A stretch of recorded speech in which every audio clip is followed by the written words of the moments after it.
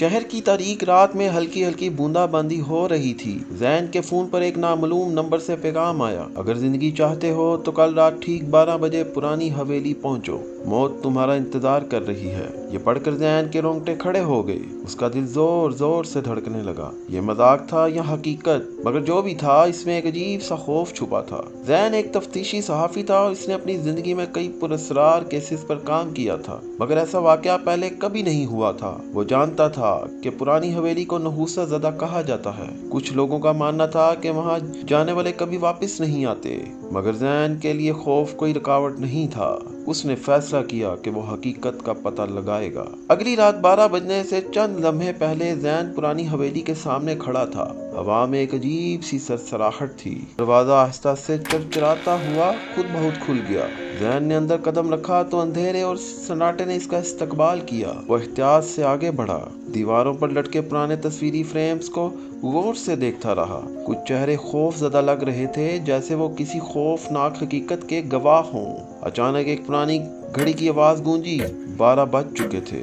अचानक एक साया जैन के सामने नमूदार हुआ। वो किसी इंसान की शबीह लग रही थी, मगर इसके चेहरे पर गहरा स्याह नकाब था। जैन, तुम्हारी मौत का वक्त करीब है, एक भारी सरगोशी जैसी आवाज गूंजी।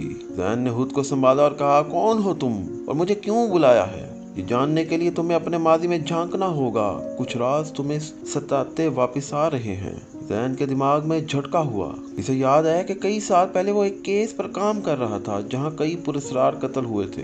इन सब में एक चीज मुश्तरक थी।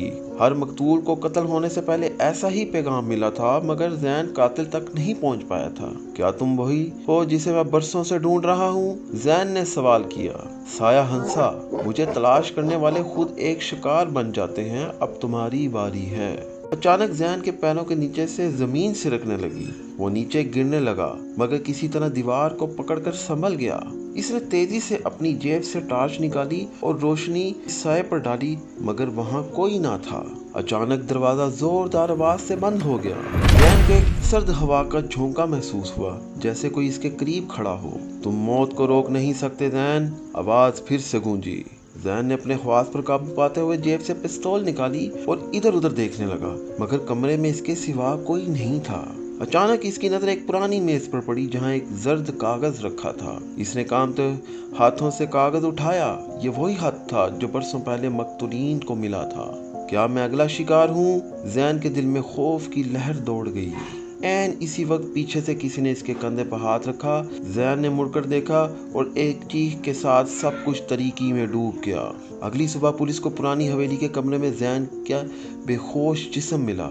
इसके हाथ में वही जर्द कागज था जिस पर आखिरी अल्फाज दर्ज थे, मौत हर किसी का पीछा करती है, अगला नंबर किसका होगा? जब जैन को होश आया तो इसने खुद को एक अस्पताल के बेड पर पाया। इसके इर्द गिर्द पुलिस अफसरान खड़े थे। एक अफसर ने पूछा, जैन क्या हुआ था इस रात? जैन ने कमजोर आवाज में कहा, मैंने मौत को करीब से देखा है, मगर वो अभी तक मुझ तक नहीं पहुंची। मगर ये कहानी अभी खत्म नहीं हुई। इसके अल्फाज के साथ ही नर्स ने इसे एक लिफाफा दिया जो किसी ने एक अस्पताल में भेजा था।